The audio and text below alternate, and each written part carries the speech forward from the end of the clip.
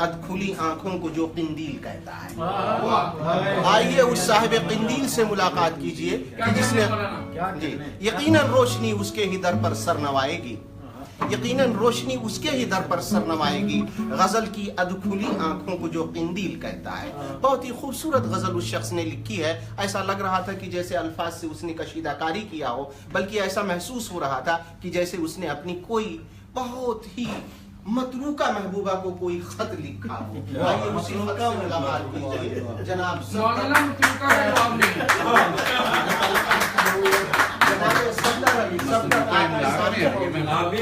تلاش میں بہت دن سے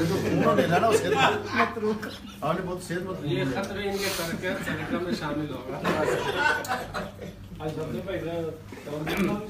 السلام علیکم جی, بہت بہت شکریہ خالد صاحب, آپ نے اپنی محبتوں کا ثبوت دیتے ہوئے جس طرح محبت کے لیے محفل سجائی اور ہمیں اردو کیا, ہم آپ کے بڑے شکر گزار ہیں. اور بہت بہت شکریہ جناب صفدر حمدانی صاحب کا کہ جن کے دم سے یہ رون کے ہیں. اور ہمارا یہ فخر ہے کہ آج ہم اپنے آپ پہ فخر کر سکتے ہیں کہ ہم صفدر حمدانی کے زمانے میں سانس لے رہے ہیں. اللہ پاک کا عمر خضر تھا. دو شعر غزل کے کہ یہ سب کوئی جرم ہی ثابت نہ ملزموں میں شمار, کوئی جرم ہی ثابت نہ ملزموں میں شمار, ہمیں نصیب نے حب سے بے جا میں رکھا ہے, ہمیں نصیب نے حب سے بے جا میں رکھا ہے. اور ہم وہ دیپ ہیں کہ جس کو جلانے والے نے جلا دیا تو ہے لیکن ہوا میں رکھا ہے. ہم وہ دیپ ہیں کہ جس کو جلانے والے نے جلا دیا تو ہے لیکن ہوا میں رکھا ہے. اور خالد صاحب دو شعر کے سب روٹھنے کی لذتیں تیرا نصیب تھیں, سب روٹھنے کی لذتیں تیرا نصیب تھیں, میرے نصیب میں تھی منانے کی تلخیاں.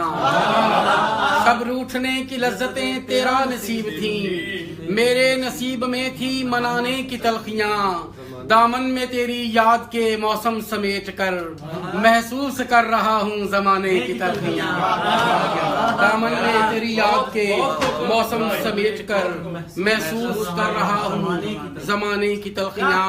اور ایک غزل کے تین شعر کے ٹوٹا بارہا لیکن دل ناشاد زندہ ہے, ٹوٹا بارہا لیکن دل ناشاد زندہ ہے.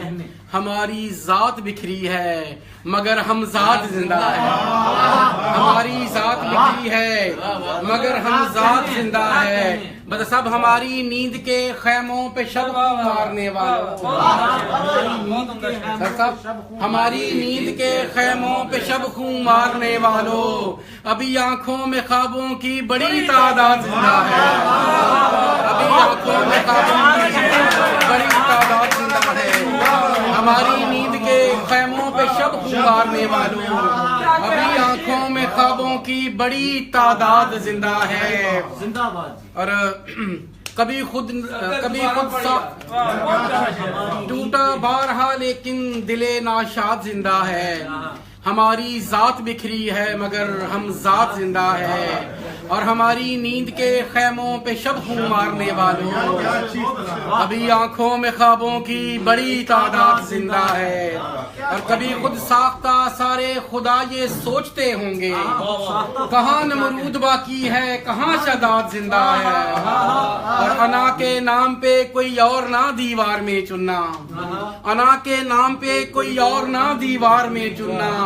اکبر کے محل میں آج بھی فریاد زندہ ہے, اکبر کے محل میں آج بھی فریاد زندہ ہے. اور وقت بڑا مختصر سا ہے, پنجابی کے دو تین شعر کے وہ اس دن بھی مشاعرے میں سنائی تھی میں پنجابی کے دو. دیکھیں آج جتنی غزلیں ہو رہی ہیں سب حمدانی صاحب کو سنانے کے لیے, اس لیے آپ وہ تیری ناگ سی زلفیں صفدر بھائی لائیو ٹیلی کاسٹ چل رہا ہے, انشاءاللہ. अफरोज भाई आपकी वजह चाहूंगा।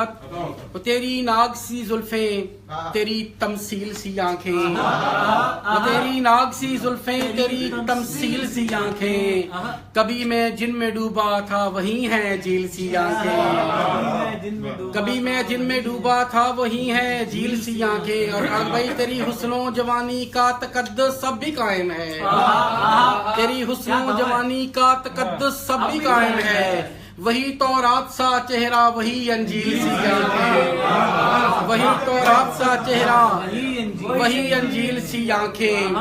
और तुझे पाया तो ये जाना मुसाफत तब भी बाकी है, तुझे पाया तो ये जाना मुसाफत तब भी बाकी है, मैं समझा था कि मंजिल है ये संगे मील सी आंखें, मैं समझा था कि मंजिल है ये संगे मील सी आंखें। और यमाना हुस्नो मस्ती की मुकम्मल दास्तां तुम हो, ये सब यमाना हुस्नो मस्ती की मुकम्मल दास्तां तुम हो, मोहब्बत का खुलासा है तेरी तफसील सी आंखें, मोहब्बत का खुलासा है तेरी तफसील सी आंखें। शुक्रिया जी। मोहब्बत का खुलासा है तेरी तफसील सी आंखें। और पंजाबी दे 2-3 शेर के क्या कहने सफदर साहब। मुंह ते हासे फेर सजाने पै गए ने, मुंह ते हासे फेर सजाने पै गए ने, के रोंदे होए लोग हसाने पै गए ने, के रोंदे होए लोग हसाने पै गए ने। ते बट साहब एक दिन मैनू अंदरे अंदर खा जाणगे, एक दिन मैनू अंदरे अंदर खा जाणगे, जेड़े मैनू दर्द लुकाने पै गए ने, जेड़े मैनू दर्द लुकाने पै गए ने। ते जद भी रांझे रोले ने परजाइयां ने, जद भी रांझे रोले ने परजाइयां ने, फिर हीरा नू भी मोरे खाने पै गए, फिर हीरा नू भी मोरे खाने पै गए ने। मैं अपने कतल दा पर्चा वापस ले लेना, मैं अपने कतल दा पर्चा वापस ले लेना, और मैनू सजना दे भी ना लखवाने पै गए, मैं अपने कतल दा पर्चा वापस ले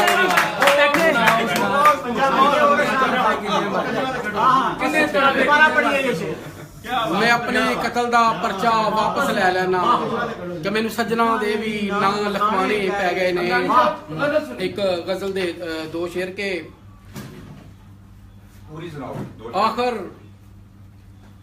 आखर ओदे दिल ते भी कोई छाला होया होवेगा, आखर ओदे दिल ते भी कोई छाला होया होवेगा, खाबां दा लहू अखां चों जद हंजुआं धोया होवेगा।